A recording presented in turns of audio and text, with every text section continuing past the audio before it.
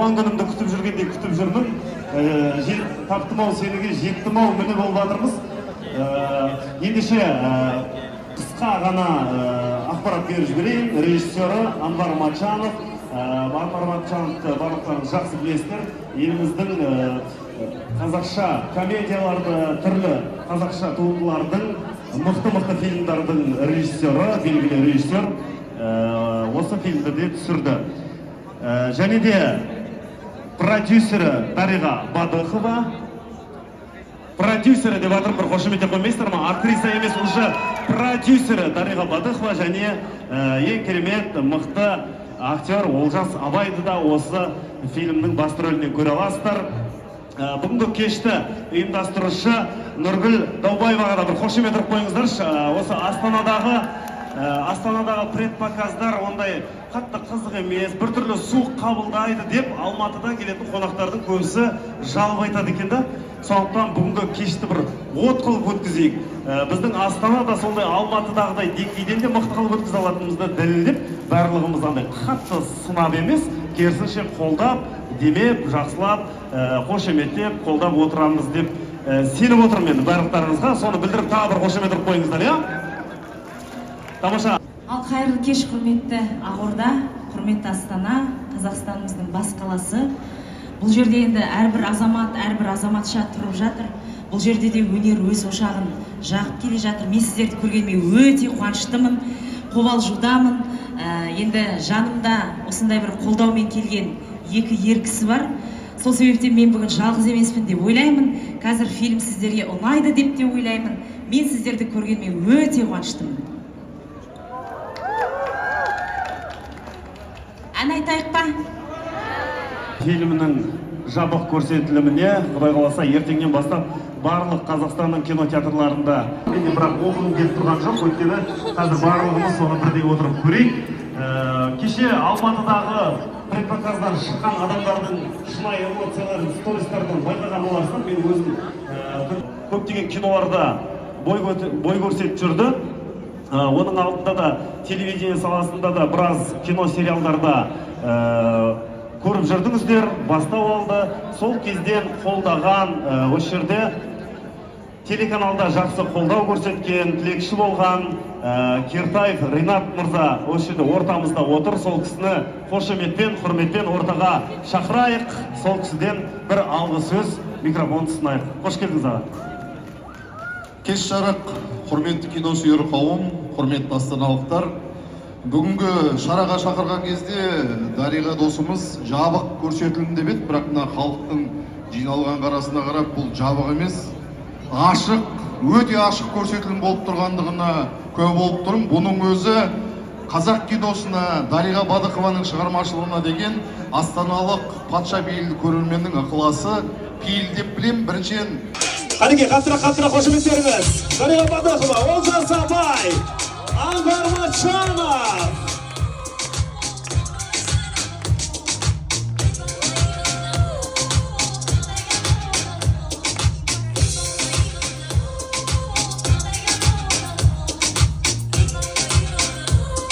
Қалайсыздар, көңіл-күйіңіз қалай? Қалай келдіңіздер? Барлығы жақсы ма?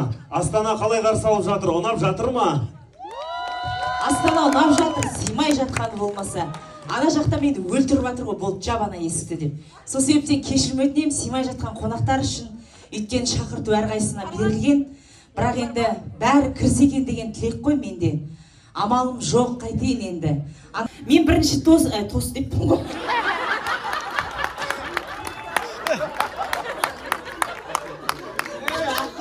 кино. Мен бірінші сөз кезегін үшеуміз ғана емес, мына киноны түсірген. Бұл жерде адамдар еңбектері көп адамдар жұмыс істеп. 50-ге жуық адам жұмыс жасаған. Кеше Алматыда бәрі болды, бірақ Астанада осы жерде біздің түсірілім алаңында болған адамдар бар. Еркінбек Петралиев, Қазақстанға әйгілі оператор, шетелдің кинолар ғана түсіреді, біздің киноларды менсінбейді. Еркінбек келсеші тыңда. Сосын бізде мына жерде Гүлмира Жакилина деген сүйікті актрисамыз бар тоже. Гүлмира Жакилина, қайдасыз? Мінеке. Рахмет, Гүлмира, сізге де. Еркінбек, саған да үлкен рахмет. Себебі бұл киноға сендердің қосқан үлестерің өте үлкен. Сол айтатыным, актерларыма үлкен рахмет айтқым келеді, себебі бұлар осы кинода түскен жоқ, бұлар осы кинода өмір сүрді. Жили в этом фильме. Қазақ кинолары көп болсын, барлық кинотеатрда да орын болмасын. Қазақты қолдай жүрсін, осы нәрсені айтып. Бәрекелді, рахмет. Себептен кей кісілер мысалы танымай жатсам или болмаса өтіп кетіп жатсам кешірім өтінем. Басқа да кісілердің атын атамай жатсам Майра апамды атап өтем. Енді ойбай, қазақ эстрадасын кәдімгідей шоғын ұстап тұрды, отын жағып тұрды. Гүлмира Дайрабаева отыр екен. Тағы кімді көрмейтін, мынау Свет Демешат етіп тұрған, Зарина Омарова отыр көріп тұрған. Жүгінісова отыр, иә. Барлықтарыңызға рахмет, өздеріңізден қайтатыны анық. Фильмім Айсара менің жүрегімде әрине. Айсараны мен ешқандай образға айырбастай алмаймын, ол шын сөзім. Менің жүрегімде кәдімгідей, өйткені Айсараны мен қорыққан жоқпын Айсараны шығаратын кезде. Менің көп әріптестерім бар, жексұрын рөлді ойнауға қорқатын, өзін әдемі қылып көрсетуге талпынатын әріптестерім өте көп. Бірақ мен қорыққан жоқпын, жексұрын болсам, до конца жексұрын болайын дедім. Айсара үшін кәдімгідей басымды тіктім мен. Айсара десе, жалпы Келінжан десе, Ринат Кертаев есіме түседі. Аға, орныңыздан бір тұрып қойсаңыз. Қазір Аманат партиясының сондай бір атын оза шаптырып жүрген Азамат ағамыздың бірі, үлкен рахмет айтам. Лұқпан ағам отыр осы жерде. Барлық өнер адамдар отыр. Қолдап келгендеріңізге мыңда бір рахмет. Мен жалпы табиғатым мынау, Майра апай отыр. Мен табиғатым енді қалай болса да солай, ұнаған адамға амандасам, ұнамаса амандаспаймын. Ол мен өзім табиғатым. Шапандары Ғани Көбек Шымкент қаласынан арнайы ыстық ықыласымен жіберіп отыр, достар.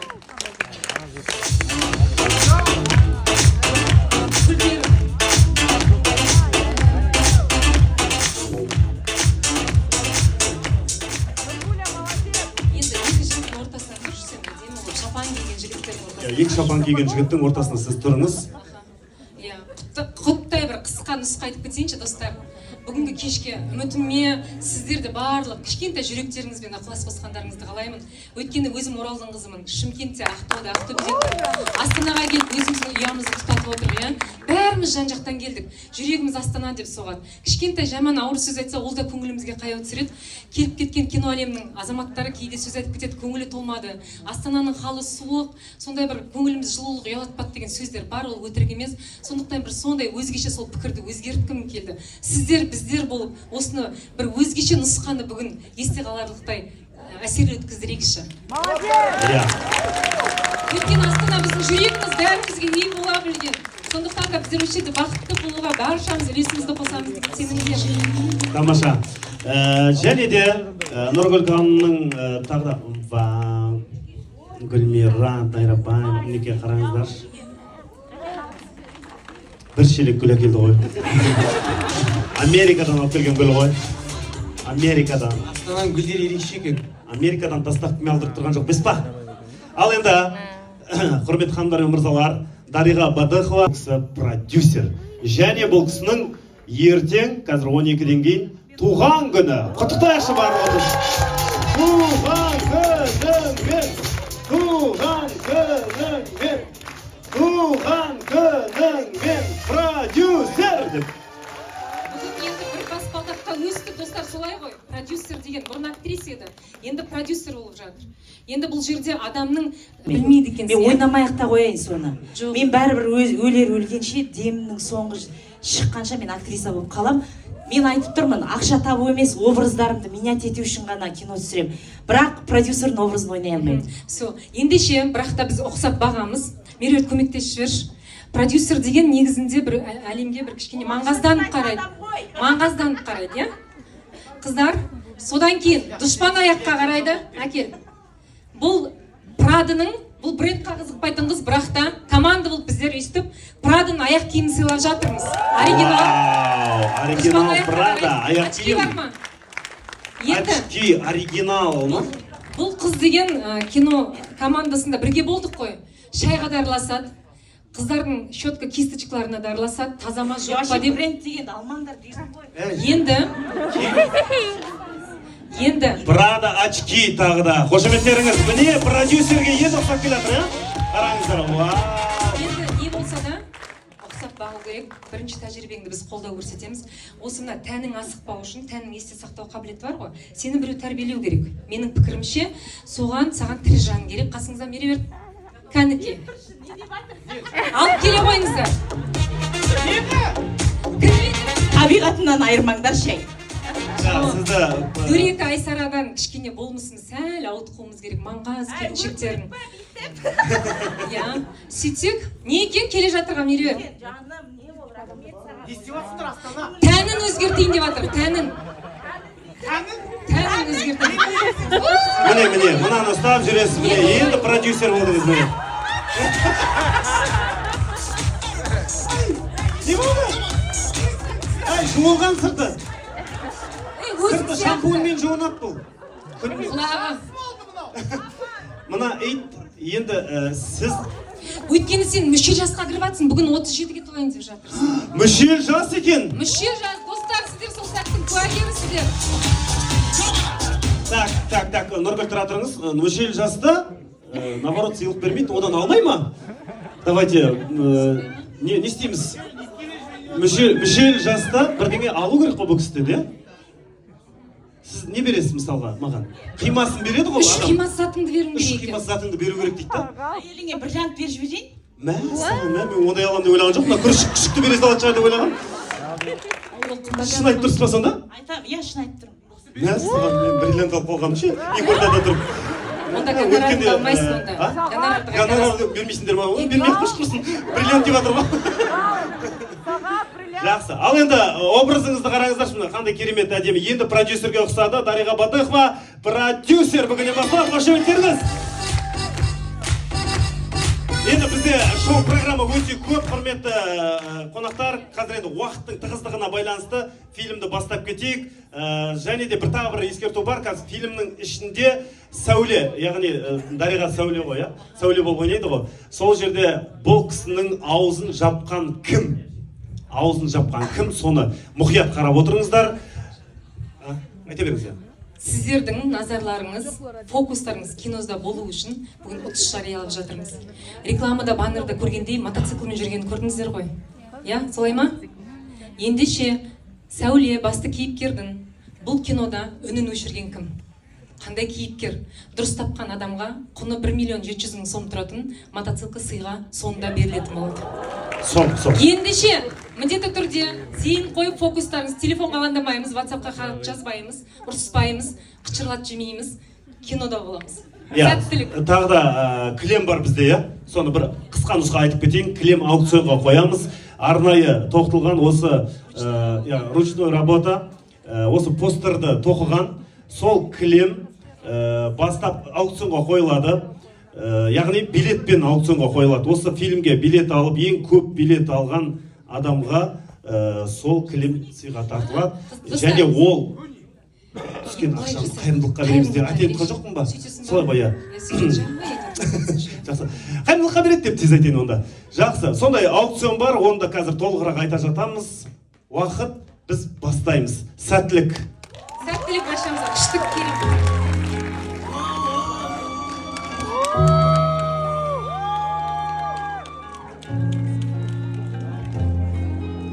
Сен және мен арамызда жол жатыр өлмеме сағынышқа.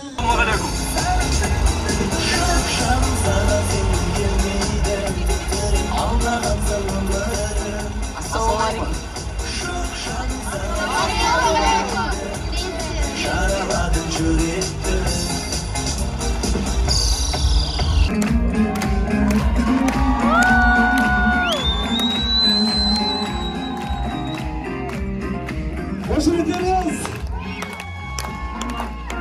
Дариға Батықова, Олжас Абай. Нұргүлге де қош келдіңіздер. Қандай керемет ойындап шықты. Ұнады ма? Қаншалықты ұнады, соншалықты қош келдіңізші. Тамаша. Эмоцияда. Әлі мына жерге жүрегімізді қойып тұр. Керемет. Көп рахмет.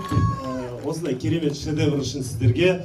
Халықтың, шыны керек, Астананың халқы көп нәрсеге таң қала бермейді, шыны керек. Бірақ сіздер таң қалдырдыңыздар. Тағы да бір дәлелдеп қошемет қойыңызшы.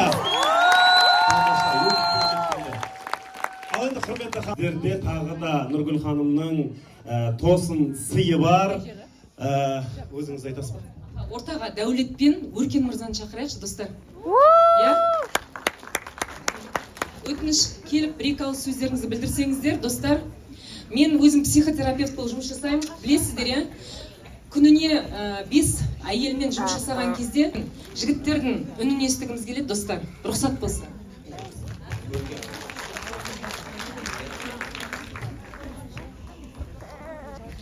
Бәріміз сыйдық-ау дейме, жақсы көңіл күймен отырдық.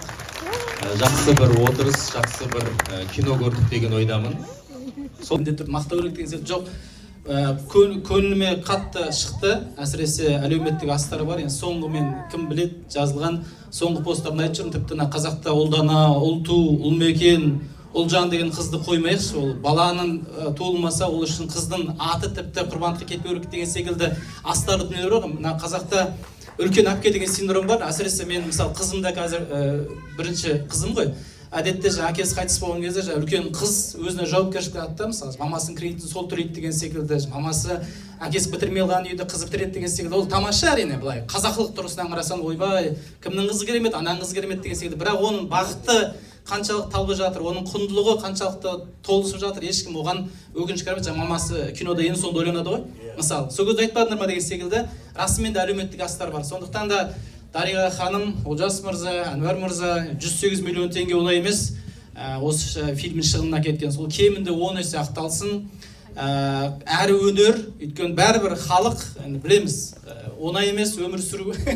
Қай кезде де, қай елде де киноға адам демалу үшін келеді. Сондықтан да бұл жерде демалатындай, мына өмірдің реалин ұмыттыратындай әзіл де бар, және мына өмірдің бір шындығын астарлап борсын беретін бір әлеуметтік жағы да бар екен, мен соған қуандым. Тек қана табысты болсын, тілеулеспіз, ертең келіп шын ақшамызбен голосовать етеміз орысша айтқан кезде, яғни береміз кассадан толтырамыз. Жақсы, тосын. Рахмет. Өркен мырза. Өркен мырза, сіздің ойыңызша жаңағы сәуленің аузын кім жапты? Арады ойлаймын, почему-то. Енді да? Жоқ, мен ара дейсілайын енді. Жақсы, сіздің вариантыңыз ара. Айтыңызшы, Айнұр апай, сіздің?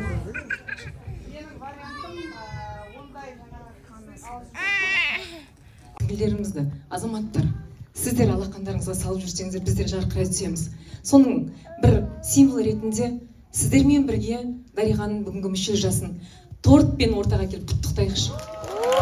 Тамаша, туған күнің менен, туған күнің менен, туған күнің мен продюсер Дариға дейміз, осы ғой? Мәнеге бәріміз құттықтайық, қошемет ұрайық. Туған күніңізбен. Шын жүректе құттықтаймыз. Тілек ойлауды ұмытпа. Тілегім сол касса көп болса. Екінші киноға жетсе, одан асып кетсе деген тілек қой. Барлығымыз тілекші болайық, дәл солай.